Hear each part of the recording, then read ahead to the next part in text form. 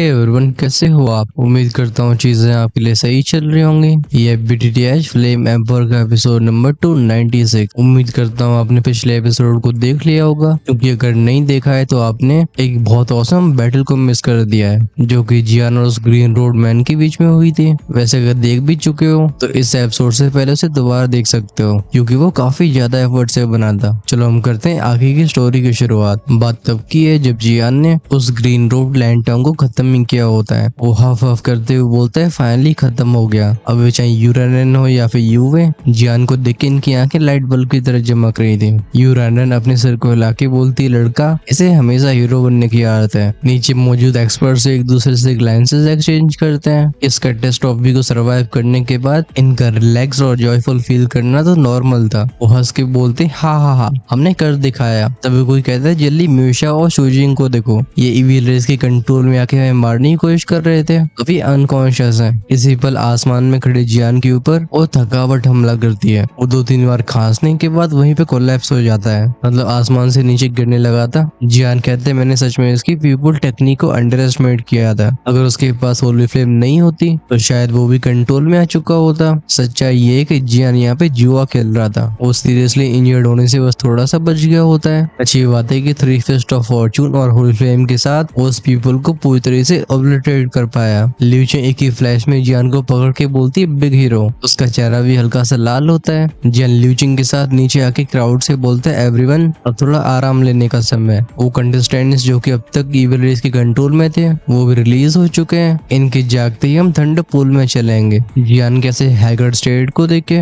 उत्साह से भरे लोग आगे बढ़ते हैं। कई लोग मेडिसिपिल्स को बाहर निकाल के बोलते हैं लॉर्ड जियान, ये लो मेरे पास हीलिंग मेडिसिपिल है। तो कोई लड़की बोलती है माय लॉर्ड, मेरा यूनिक रिकवरिंग मेथड है, क्या आप इसे ट्राई करना चाहोगे। इसी मोड पे यहाँ से थोड़ी दूर का स्पेस हल्का सा ट्विस्ट होता है। इसके अंदर की एक परछाई बोलती है मैंने एक्सपेक्ट नहीं किया था कि मेरे जनरल्स में से एक को एक कंटेस्टेंट के हाथों से मरना होगा। इसके साथ खड़ी दूसरी शैडो बोलती है वो तुम्हारा व्हाइट बैंडिट पपेट कुछ ज्यादा ही कमजोर था। ये सुन के बीच में खड़ा वो लीडर एक्चुअली आवाज में कहता है इससे फर्क नहीं पड़ता है। जैसे हम फॉरवर्डन जोन में एंटर करके उस ऑब्जेक्ट को निकालते हैं, हमें बदला लेने से कोई नहीं रोक सकता। पुरानी और नई दुश्मनी है, हम इन्हें साथ में सेटल करेंगे। वेगोम के साथ फिर से स्पेस नॉर्मल हुआ था और वो शैडो फिगर्स भी गायब हो जाते हैं। अब क्या ये सच में जियान वगैरह को नोटिस कर पाई है? ये इनके पास बस अपने सबऑर्डिनेट के खत्म होने की खबर पहुंची है। वेल ये तो फ्यूचर बताएगा, लेकिन उस इल्यूजरी आई के खत्म होने के बाद ये लेलिन माउंटेन्स काफी शांत हो जाते हैं। वो झील के चारों तरफ का एरिया फिर से अपनी पुरानी शांति को वापस हासिल करने लगा था। लोग रिलैक्स कर ही रहे होते हैं, तभी अचानक से आसमान में बिजलियां कड़कती हैं। इकट्ठे होते हैं काले थंडर क्लाउड्स और उसमें दिखाई देते हैं कि ईविल एनर्जी के ट्रेसेस। हवा में से शिफ्ट को देख के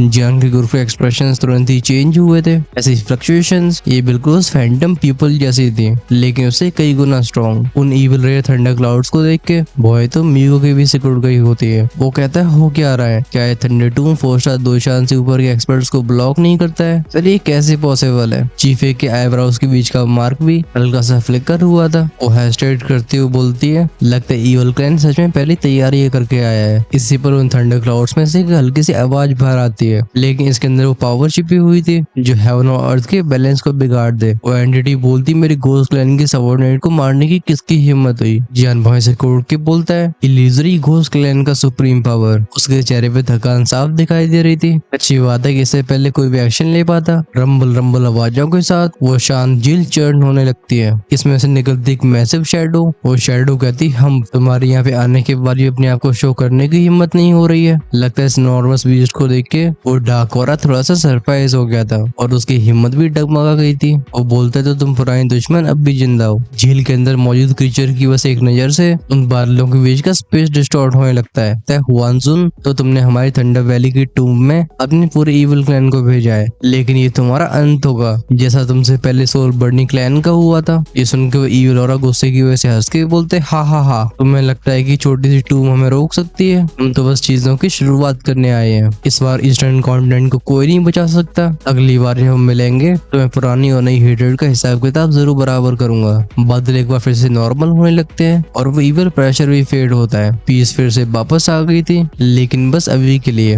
जब ईविल फ्लक्चुएशंस डिसअपीयर होती हैं, लोग फाइनली मुड़ते हैं उस बड़े से क्रीचर की तरफ जिसने अपने सर को पानी की सरफेस से बाहर निकाल लिया होता है। सारे कंटेस्टेंट्स के लिए नजारा शॉकिंग था। वो कहते हैं ये मिंगलिंग ले जियाओ, कहा जाता है ये बीस्ट थंडर वैली के पहले मास्टर का सबसे वफादार माउंट हुआ करता था। जब वो first generation valley master injured हुए तब से बीस्ट भी लापता था, तो ये तब से थंडर टूम के अंदर है। ये क्रीचर बस एक सोल बॉडी नहीं होती बल्कि जेन्युइन बीस्ट था, और इसकी स्ट्रेंथ होती है 4 स्टार तो इमोर्टल के लेवल की। हम गार्डियन बीस्ट की पूरी बॉडी को सफेद ऊर्जा से ढकते हुए देखते हैं। वो सफेद रोशनी एक इंसान के फॉर्म को लेने लगी थी। फाइनली लोगों की नजरों में आता है एक काइंडली ओल्ड मैन। वो ओल्ड मैन बोलता है थंडर पॉन्ड के चारों तरफ मैंने एक स्पेशल बैरियर लगा दिया है, अगर तुम में से कोई अंदर जाने की क्षमता रखता है तो इसे इस कंपटीशन का रिवॉर्ड समझो। ये देख के लोग एक दूसरे के चेहरे देखने लगते हैं। ऐसी भयानक एंटिटी का बैरियर आखिर कौन तोड़ पाएगा? लेजा ओल्ड मैन की नजरें जाती हैं जियान के ऊपर। वो कहते हैं तो उस इल्यूजरी पीपल को शेल्टर करने वाले तुम थे, बस एक मिड स्टेज 2 स्टार दो इमोर्टल। ओह तुम्हारे पास होली फ्लेम की पावर है, तभी तुम्हारे लिए एक अर्ली स्टेज 3 स्टार दो जियान के इल्यूजरी आर्ट को शेल्टर करके उसे तबाह कर पाना। बच्चे तुम्हारा टैलेंट सच में अच्छा है। जियान हल्की स्माइल के साथ बोलता है सीनियर मैं बस लकी रहा हूँ, आपको इतनी तारीफ करने की आवश्यकता नहीं है। वैसे भी अगर आप सही समय पे हेल्प करने नहीं आते तो मुझे लगता है यहाँ पे कोई भी जिंदा नहीं बच पाता। ओल्ड मैन ले जाओ बोलते हैं ऑल राइट, इतनी चिकनी चुपड़ी बातों की कोई जरूरत नहीं है। जहाँ तक बात है फॉर्मेशन को ब्रेक करने के तरीके की, मैं तुम्हें गाइड कर सकता हूँ। अब क्या तुम उस नॉलेज को हासिल कर पाओगे ये तुम्हारी स्ट्रेंथ पे निर्भर करेगा, लेकिन जब तुम थंडर पॉन्ड में पहुंचोगे मेरी गाइडेंस वहीं से शुरू होगी। मैं वहाँ पे इंतजार कर रहा हूँ। इतना बोल के वो ओल्ड मैन येंची, ल्यूचिंग और दुकीफे को लेके इस जगह से गायब हो जाता है। लोगों के बीच में शांति फिर से फैल जाती है। वो कहते हैं कि अजीब ओल्ड मैन है, उसने जस्ट हमारी हेल्प कर रही है और वो हमारे लिए कठिनाइयां भी बढ़ा रहा है। सच में अनप्रिडिक्टेबल। कुछ गहरी सांसें लेने के बाद जियान बोलते चलो आराम करते हैं, जब सब रिकवर हो जाएंगे हम तभी थंडर पॉन्ड में जाएंगे। सीन लेक के बॉटम का दिखाया जाता है। ये थंडर पॉन्ड के बाहर की जगह थी।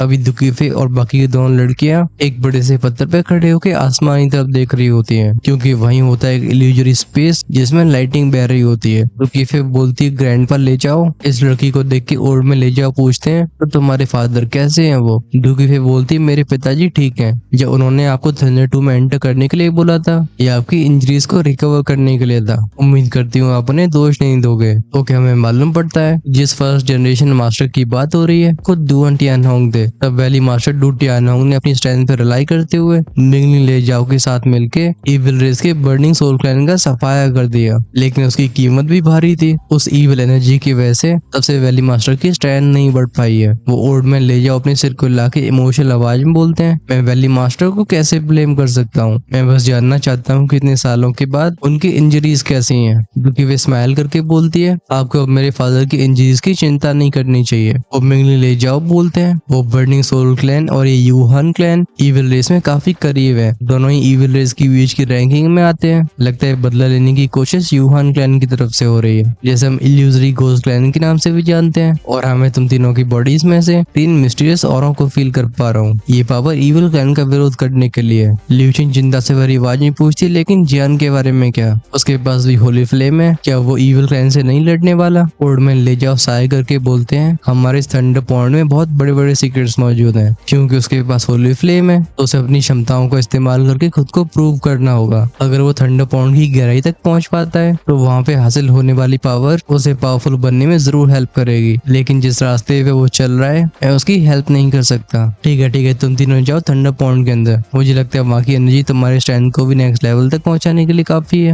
हम फोकस करते हैं फिर से सरफेस के ऊपर, जहाँ थंडर स्प्रेड लेके चारों तरफ जियान और बाकी के एक्सपर्ट्स थोड़े थोड़े रिकवर हो चुके थे। जियान कहता है चलो। लोग नोट करते हैं। फिर उस क्रिस्टल क्लियर झील में से स्प्लैश स्प्लैश की आवाजें सुनाई देती हैं। लोग उसमें जंप करना शुरू कर देते हैं, लेकिन इसी पल इन्हें एहसास होता है कि झील कितनी गहरी है। वो जितनी गहराई में जा रहे थे चारों तरफ की थंडर एनर्जी और भी खतरनाक होती जाती है। म्यूगे जो कि जियान के पास था वो खुद को ही कहने से रोक नहीं पाता कि ये जगह सच में अजीब है। जियान कहता है इस लेक का गार्डियन चीफे और उन दोनों लड़कियों को लेके पहले ही थंडर पॉन्ड में जा चुका है, हमें बस उसके एंट्रेंस को ढूंढने की जरूरत है। पानी में उसकी सोल फ्लक्चुएशंस फैलती हैं। कुछ देर की बात है जब उसे एक छिपी हुई प्रेजेंस फील हुई थी। वो अपनी स्पीड बढ़ाते हुए बोलते हैं नीचे। जब स्विश स्विश के साउंड के साथ ये लेक के बिल्कुल बॉटम के पास पहुंच गए होते हैं। इन्हें एक मिल्की वाइट लाइट का कर्टन दिखाई देता है, लेकिन जो चीज सबके ध्यान को अपनी तरफ खींच रही होती है वो अनगिनत ग्रे थंडरबोल्ट्स हैं। बस इन धुएं जैसी बिजलियों को सेंस करके यहाँ आने वाले लोग एकदम चिल फील करते हैं। म्यूगे पूछता है क्या इसके अंदर जाया जा सकता है? जियान की मेन सोल पावर उसे वो डिटेक्ट करने का मौका देती है जो और लोग सेंस नहीं कर पाते। वो कहता है मुझे नहीं लगता, ये बस एक प्रोटेक्शन प्रोटेक्टिव थंडर बैरियर नहीं है बल्कि इम्तिहान की तरह है। मुझे लगता है जिसे इसका अप्रूवल मिलेगा अंदर वही जा पाएगा। झील की गहराई में जितने लोग थे इनके दिमाग में विचार भी उतने ही होते हैं और ये बहुत नॉर्मल सी बात है कि कई लोगों पे सब्र नहीं होता। ये अपने अपने टेरिफाइंग अटैक्स को रिलीज करते हैं। तुरंत ही स्पेशल बैरियर को ढकने वाले थंडरबोल्ट्स बज बज की आवाजों के साथ इकट्ठे होने शुरू हो जाते हैं। फिर पानी में जी की साउंड्स गूंजती है। मतलब ये बस कहने की बात है, पानी में आवाज का गूंजना बहुत मुश्किल होता है, लेकिन हाँ वो वेव्स तो बनी रही थी। जब ये बिजली लोगों से टकराना शुरू करती है ये सब ना गला फाड़ फाड़ के चिल्लाने लगते हैं। आखिरकार वो दर्द ही इतना इंटेंस था, सबको ऐसा लग रहा था जैसे काउंटलेस नीडल्स इनके पूरे शरीर में घुसा दी गई हो। अभी खोपड़ी तो जान की भी झन्ना गई थी, लेकिन फिर वो दांती मीस की बोलता है होली फ्लेम इसे डेवा कर लो। वो अपनी खोपड़ी को पकड़ के दहाड़ता है, तुरंत उसके शरीर से इंटेंस होली फ्लेम इरप्ट होती है। इसे देख के वो लाइटिंग बोर्ड्स अपने आप ही पीछे हटने लगे थे, लेकिन इन्हें ऐसा मौका कैसे मिलता। होली फ्लेम इन्हें कंज्यूम करती आती है। तभी स्पेस के बैरियर में से एक सफेद रंग की रोशनी शूट हुई थी जो जियान को ढक के सीधा अंदर खींच लेती है। बेसिकली वो चला गया था थंडर पॉइंट के अंदर। ये थी जियान के ट्रायल को पास करने की कहानी। नजारा दिखाया जाता है स्पेस बैरियर की दूसरी तरफ का। जियान, मूगे और बाकी लोग एक अजीब से स्पेस में पहुंच चुके थे।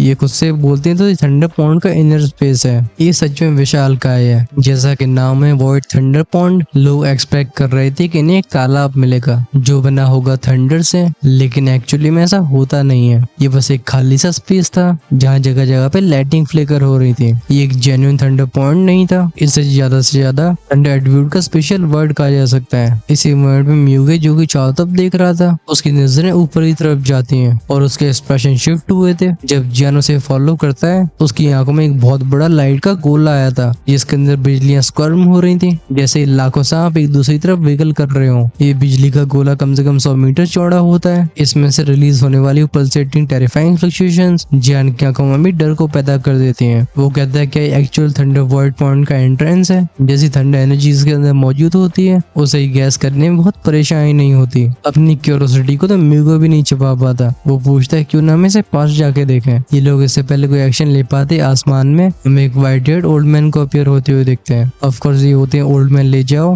वो स्माइल के साथ बोलते हैं भले तुम दोनों स्ट्रॉन्ग न लगते हो लेकिन काफी परसेप्टिव हो। इस बुड्ढे को देख के जियान और म्यूगे दोनों खुश हो गए थे। आखिरकार इस एल्डर को थंडर पॉइंट के बारे में काफी कुछ पता होगा। ओल्ड मैन ले जाओ बताते हैं जहाँ तुम दोनों खड़े हो वो थंडर पॉइंट का इनर चेम्बर है। एक प्रोटेक्टिव लेयर की तरह काम करता है और तुमने बिल्कुल सही गैस किया, इसलिए थंडर पॉइंट का एंट्रेंस है। लेकिन ध्यान रखना वॉइड थंडर पॉइंट इतना मिस्टीरियस है कि इसके कोर एरिया में पहुंचने की तो मेरी हिम्मत नहीं होती। ये बोलते बोलते ओल्ड मैन ले जाओ की आंखों में भी एक डर फ्लैश हुआ था। क्लियरली स्पेस के अंदर कुछ टेरिफाइंग मौजूद था। म्यूगे और जियान एक दूसरे के चेहरे को देखते हैं। वो कहते हैं सच में। हालांकि चेतावनी काफी सीरियस लग रही थी लेकिन ये दोनों के एक्साइटमेंट को नहीं दबा पाती। After all void thunder point से बस स्ट्रेंथ ही नहीं बढ़ती थी बल्कि शारीरिक क्षमताएं और भी ताकतवर हो जाती हैं। ओल्ड मैन ले जाओ बोलते हैं बिल्कुल, ऑफ कोर्स अगर यहाँ पे खतरा है तो उतनी बड़ी अपॉर्चुनिटी भी है। जियान आंखें नैरो करके बोलता है ग्रेट अपॉर्चुनिटी। मिंगलिंग ले जाओ बोलते हैं कहा जाता है कि थंडर पॉइंट की गहराई में से चीज मौजूद है जो दूसरी जिंदगी देने के कैपेबल है। म्यूगे पूछते सीनियर आप कैसे फॉर्चून की बात कर रहे हो। बाहर इंतजार करने वाले इविल क्लैन और हाल ही में जियान के हाथ से डिफीट का सामना करने के बाद म्यूगे को खुद को प्रूव करने की जल्दी थी।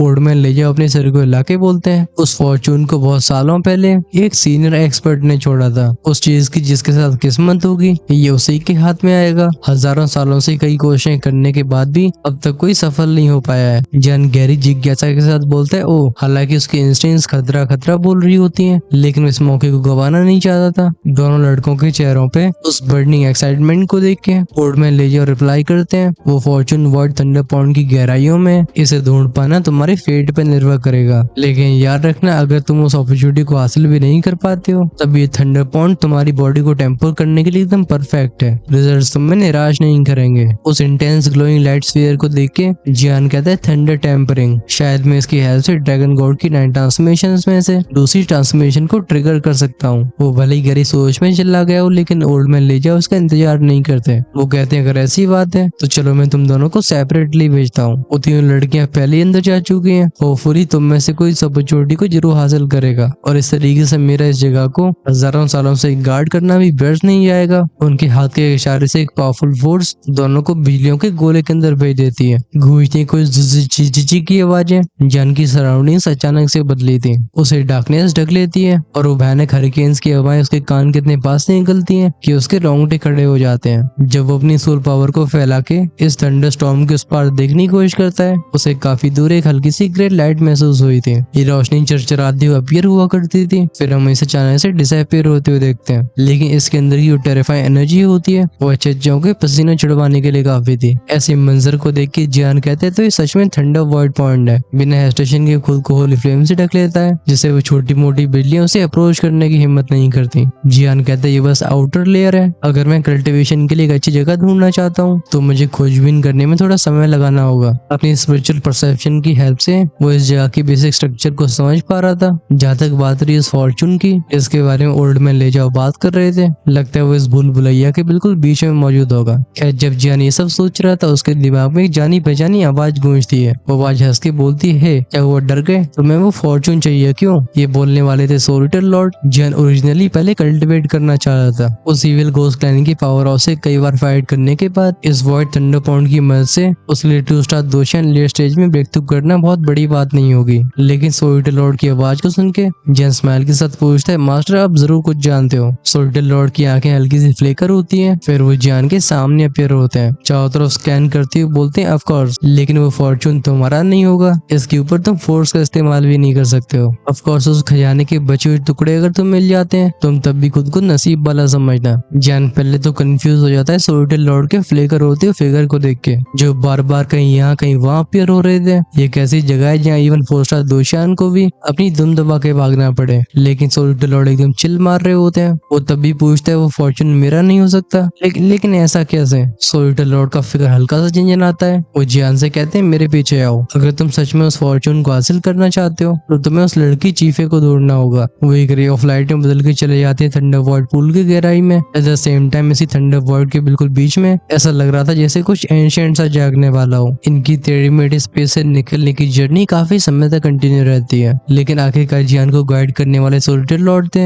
ये लोग दुकीफे को ढूंढ ही लेते हैं जो कि थंडर पॉइंट की पतली सी जगह पे मौजूद थी। ये एरिया कुछ खास डार्क होता है। इसके बीच में चीफे का डेलिकेट फिगर अपनी आंखें बंद करके फ्लोट कर रहा था। लड़की के चारों तरफ घूम रहे होते हैं उग्रे थंडरबोल्ट्स, जिनमें से अजीब फ्लक्चुएशंस एमिट होती हैं और धीरे धीरे करके एनर्जी चीफे के शरीर में जा रही होती है, जो ट्रांसफॉर्म हो जाती है टेरनिकल ऑरी में। साथ में दुकीफे के माथे के बीच में जो रिइंकार्नेशन सील होती है, कुछ मिस्टीरियस फ्लक्चुएशंस इसमें से भी निकल रही थी। जब जाने सीन को देखता है वो भौं से कोड के बोलता है, ये लगता है जैसे ओल्ड मैन ले जाओ ने ग्रेट अपॉर्चुनिटी बोला है। वो सच में दुकीफे से रिलेटेड है। वो पूछता है, मास्टर हमें अब क्या करना चाहिए? सोलिटर लॉर्ड हल्की आवाज में रिप्लाई करते हैं, कोई जल्दबाजी मत करो, चलो इस लड़की को हम जागने का मौका देते हैं, क्योंकि अगर कोई स्ट्रॉन्ग फोर्स बीच में ही उसके कल्टिवेशन स्टेट को रोक देती है उसकी रिइंकार्नेशन सील में कुछ अनएक्सपेक्टेड बदलाव हो सकते हैं। सोलिटर लॉर्ड भी अच्छे से जानते थे कि रिइंकार्नेशन सील कितनी जरूरी है। बस अपने निजी फायदे के लिए वो इस चीज से खेलने नहीं वाले। जियान नॉड करती हुए बोलता है, यहाँ की थंडर पावर इतनी इंटेंस है मास्टर, क्या मैं इसे अब्सॉर्ब करके ब्रेक थ्रू करने की कोशिश करूँ? सोल डिवाइन लॉर्ड उसे एडवाइस देते हैं, बिल्कुल तुम्हारे पास होली फ्लेम है जो इस थंडर एनर्जी को भी रिफाइन कर सकती है, तुम इसका फायदा उठाओ। और क्योंकि यहाँ पे कोई थंडर लॉर्ड की रिइंकार्नेटर मौजूद है तो ज्यादा प्योर एनर्जी यहीं पे इकट्ठी होगी। इसका इस्तेमाल करके क्या तुम ब्रेक थ्रू कर पाओगे? ये निर्भर करेगा तुम्हारे ऊपर। अपने मास्टर की तरफ से हरी झंडी मिलने पे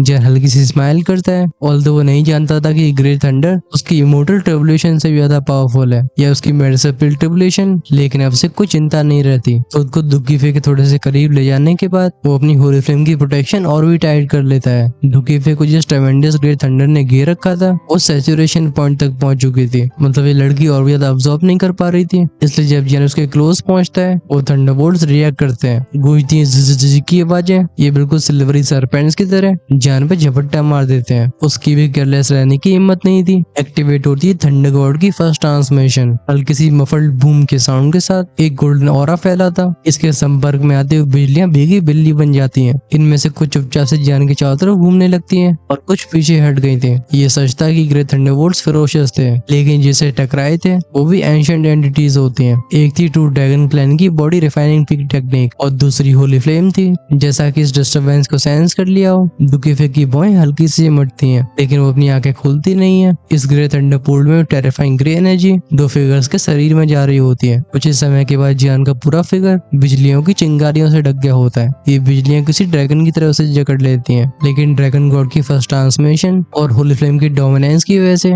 इन लाइटिंग्स को प्योर एनर्जी में रिफाइन करके उसके शरीर में भेजा जा रहा था। समय का बहाव रुकता नहीं है। एक पॉइंट ऑफ टाइम की बात है जब बिजलियों से ढकने वाले एक लड़का लड़की थोड़े थोड़े क्लियर दिखाई देने लगते हैं। खासकर लड़की का शरीर बिल्कुल साफ दिखाई दे रहा था। उसने अपने आसपास की सारी थंडर पावर ऑब्जर्व कर ली थी। लगता है वो किसी भी पल जाग सकती है। वहीं पे वो वायलेंट ग्रे थंडर लाइटिंग जियान को अभी भी कॉल करके रखती है। किसी हाथ के जितने मोटे मोटे थंडर बोल्ट्स उसके शरीर से लगातार टकराते हैं, लेकिन ऐसे जियान की पलकें भी नहीं फड़फड़ाती, बल्कि उसकी स्ट्रेंथ और भी स्टेबलाइज होती जाती है। अच्छी बात है कि इस वॉइड थंडर पॉन्ड के अंदर उन ग्रे थंडर्स की बिल्कुल कमी नहीं थी। कुछ इसी तरीके से पलक झपकते एक महीना निकल जाता है। इन 30 दिनों के दौरान दुकी फेकोरा और भी स्टेबलाइज हुआ था और उसकी स्ट्रेंथ 2 स्टार दोशियान के परफेक्शन तक पहुंच जाती है। ऐसी भयानक इम्प्रूवमेंट्स जियान को भी अपनी जीभ दबाने में मजबूर कर देती हैं। ऑफ कोर्स उसे होने वाले फायदे भी कम नहीं थे। वो धीरे से अपनी आंखें खोलती हुए बोलता है, लगता है मैं अपनी लिमिट्स तक पहुंच गया। अब उसके शरीर के अंदर उसका वो दुकूर इस ठंडा एनर्जी का विरोध करने लगा था। वर्ड में खड़े होने वाला जियान अपने हाथों क्लेंच करके बोलता है, 2 स्टार दोशियान की लेट स्टेज। उसके हाथों को ढक लेती है बिजलियां। उसका आगे बढ़ने वाला हर एक पंच टेरिफाइंग एक्सप्लोसिव पावर को लेके आता है। कुछ गहरी सांसें भरने के बाद उसके चेहरे पे पेयर होती है सेटिस्फाइड स्माइल। जियान कहता है, मेरी अभी की स्टैंड के साथ जिसमें 2 spirit, holy flame, dragon god transformation, soul technique, इन सब को कंबाइन कर दिया जाए तो एक ट्रू 3 स्टार दोशियान भी अब मुझे हराने की पावर नहीं रखता है। तब भी जियान अंदर ही अंदर से सहाय करता है। उसकी कल्टिवेशन जितनी आगे बढ़ रही थी,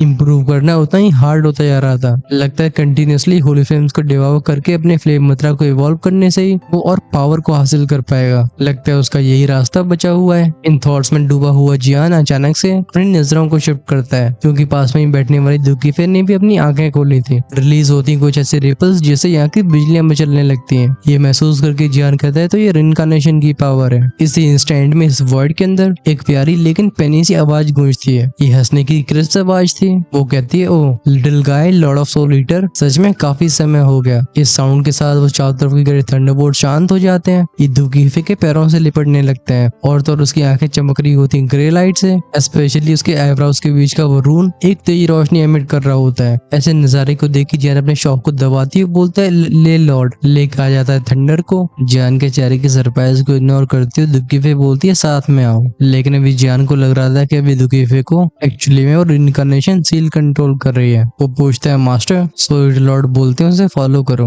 वो तुम्हें थंडर पॉन्ड के हार्ट में लेके जाएगी। तुम्हें जानना चाहिए कि थंडर पॉन्ड के कोर में अभी तक कोई इंसान नहीं गया। वहाँ पे एक्सट्रीमली पावरफुल रेस्ट्रिक्शंस मौजूद है। अच्छी बात है, इसके साथ जाने से तुम आसानी से रेस्ट्रिक्शंस को पास कर पाओगे। जियान नॉड करके चीफे के पीछे जाने लगता है। कुछ ही सेकंड्स में इनके फिगर गायब हो गए थे। ये जैसे जैसे और भी डीपर रीजन में जाते हैं, जियान फील करता है कि चारों तरफ की थंडर एनर्जी और भी वायलेंट होती जा रही है। कुछ और पलों के बाद फाइनली अपनी डेस्टिनेशन पे पहुंचते हैं, जो कि क्लियरली यहाँ का कोर रीजन था। यहाँ की वो पावरफुल बिजलियां क्रैशिंग आवाजों के साथ जियान के ऊपर धावा बोल देती हैं। उस ऑपरेसिव फोर्स का सामना करने के लिए इंस्टिंक्टिवली उसकी होली फ्लेम्स रिएक्ट करने लगी थी। अच्छी बात है कि तभी चीफे एक्शन लेती है। उसके आईब्रोज के बीच में से एक मिस्टीरियस पावर रिलीज होती है, जो जियान को शील्ड करने लगी थी। जैसे थंडर एनर्जी का ट्रेस अपीयर हुआ था, वो इंटेंस प्रेशर तुरंत ही गायब हो जाता है। जियान दुकीफे की रिनकार्नेशन शील्ड के बारे में और भी क्यूरियस हो गया था, लेकिन लगता है चीफे का इस सब पे ध्यान नहीं था। वो सामने की लाइट को देखते हुए बोलती है, इतने समय के बाद मैं फाइनली वापस लौट आई। अगले मोमेंट में दोनों के फिगर फिर से गायब हो जाते हैं। नेक्स्ट मोमेंट में जहाँ पे रोते वो जगह ऐसी थी कि जियान सारी उम्मीदें छोड़ देता है। उसका जबड़ा किसी डब्बे की तरह खुल चुका था और वो डिसबिलीफ से भरी आंखें देख रही थी सामने की ग्रे लेक को। ये ग्रे कलर की झील करीब 1000 मीटर चौड़ी होगी। ये बिल्कुल शांत और लाइफलेस थी, लेकिन इसे सेंस करती जियान का सर झनना जाता है। दुकीफे जो कि थंडर पॉन्ड की गहराई में देख रही थी, वो जियान से कहती, हिलना मत, मुझे अपनी रेमनेंट सोल को बुलाने दो, क्योंकि मेरी स्पिरिचुअल कॉन्शियसनेस का ट्रेस लंबे समय तक नहीं टिक पाएगा। ये बोलते हुए चीफे के दोनों हाथ कई एंशिएंट और मिस्टीरियस हैंड्स इसको बनाने लगे थे। इनके साथ ही वो झील का ग्रे थंडर एक रिदम को फॉलो करके घूमना शुरू कर देता है। गूंजती है क्रैश की साउंड। हम उस प्योर ग्रे थंडर एनर्जी में से एक फिगर को बाहर आते हुए देखते हैं। ये लंबे चांदी जैसे बालों वाली औरत थी और इसका वो ग्रेसफुल फिगर काफी ज्यादा आकर्षक होता है। हालांकि उसके शरीर से लिपटने वाली वो ग्रे लाइटनिंग काफी जेंटल बिहेव कर रही होती है। ऑफ कोर्स इसकी सच्चाई को जियान महसूस कर पा रहा था। ये होती है एनालिशन थंडर पावर। इस मोमेंट में सोलिटर लॉर्ड का फिगर जियान के शरीर से बाहर आता है। वो उस थंडरस फिगर से बोलते हैं, लॉर्ड ऑफ थंडर, सच में हमें मिले हुए काफी समय हो गया, क्योंकि फिगर थंडर पूल से निकली थी। इसके पास अब तक क्या हुआ वो मेमोरीज नहीं थी। वो सोलिटर लॉर्ड को देख के सरप्राइज से भरी आवाज में कहती, सोलिटर लॉर्ड तुम अभी जिंदा हो? सोलिटर लॉर्ड अपने सर को हिला के बोलते, मैं तब लकी रहा हूँ। उन सीरियस इंजरीज की वजह से वो गहरी नींद में चले गए थे। अच्छी बात है कि जियान ने उन्हें डिस्कवर कर लिया। इसी मोमेंट में दुकीफे लगता है नॉर्मल हो जाती है। वो कंफ्यूजन के साथ बोलती हाँ यहाँ पे क्या हो रहा है और हम हैं कहाँ पे। यहाँ चारों तरफ का ब्लैक रे थंडर सौरा उसे जान का खतरा महसूस करवाता है। उस फीमेल थंडर लॉर्ड का फिगर मुड़ता है दुकीफे की तरफ। वो बोलती है चीफ है, एक अच्छा नाम है। जब एंटिटी दुकीफे को देखती है अचानक से उसके आईब्रोज के बीच में से वो रिनकार्नेशन सील एकदम फड़कना शुरू हो गई थी। ये देखे थंडर लॉर्ड के चेहरे पे स्माइल आ जाती है। जान चुपचाप बना रहता है, लेकिन सोल्जर लॉर्ड पूछते हैं थंडर लॉर्ड मैंने एक्सपेक्ट नहीं किया था कि तुम्हारी भी ऐसी हालत हो जाएगी। इस बात को सुनकर उस ब्यूटीफुल थंडर लॉर्ड के चेहरे पे एक चिल फ्लैश होती है। वो किलिंग इंटेंट से भरी आवाज में कहती है बिल्कुल, वो एलियन इविल रेस के क्रीचर्स कितने पावरफुल हैं इसके बारे में हम इमेजिन भी नहीं कर सकते। उस महायुद्ध में हमारे कई स्ट्रॉन्गेस्ट एक्सपर्ट्स को अपनी कुर्बानी देनी पड़ी। ये बस मेरी सोल का एक छोटा सा हिस्सा है। मेरी यादें और समय लिमिटेड है। चलो सीधा पॉइंट पे आते हैं। सोल्जर लॉर्ड भी नॉड करते हैं। बिल्कुल, अभी सबसे अर्जेंट टास्क होता है रिइंकार्नेशन सील को जगाने का।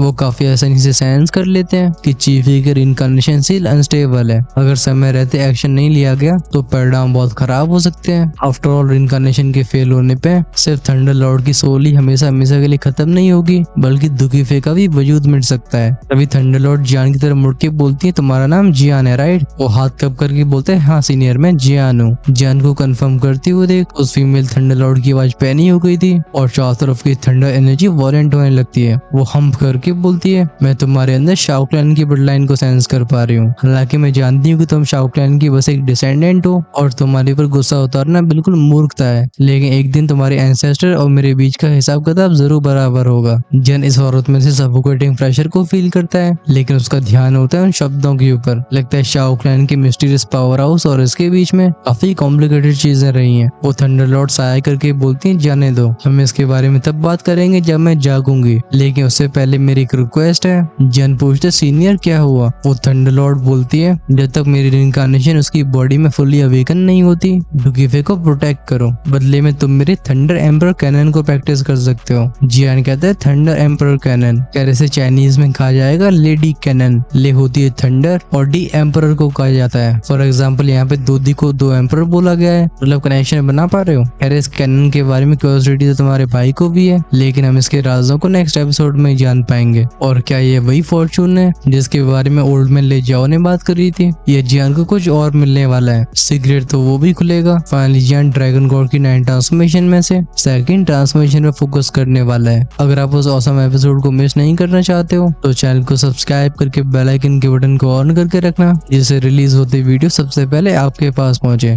ऑफ कोर्स अगर आप नेक्स्ट एपिसोड को आज शाम को ही देखना चाहते हो तो ज्वाइन कर सकते हो चैनल की मेंबरशिप को। ऑफ कोर्स मेंबरशिप लेवल्स के अलग अलग बेनिफिट्स हैं। फॉर एग्जांपल वो मेंबर्स जिनके लेवल्स इमोर्टल एम्पर या उससे ऊपर है वो दूसरों से हमेशा 2 से 3 एपिसोड आगे रह पाते हैं। ऑफ कोर्स चॉइस है आपके हाथ में। ज्वाइन का विकल्प चैनल की होम पेज और सब्सक्राइब की साइड में मिलेगा, लेकिन उसे चेकआउट करने से पहले कमेंट्स में लिखकर जरूर बताना कि आपको एक्सप्लेनेशन लगी कैसी है। Till then stay healthy, bye bye.